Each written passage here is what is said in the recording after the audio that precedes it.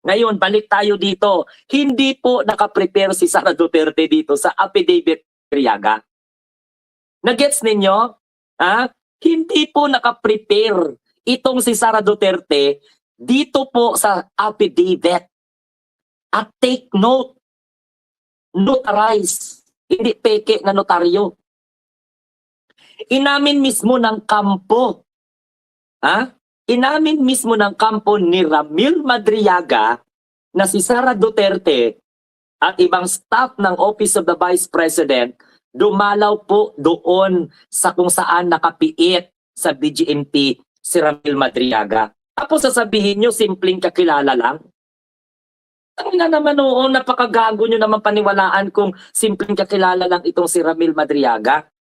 Huwag na kayo magbubulag-bulagan, hindi naman kayo talaga totally hangad.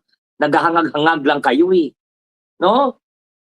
Saan naman kaya magbabakasyon si Sara pagdating dito?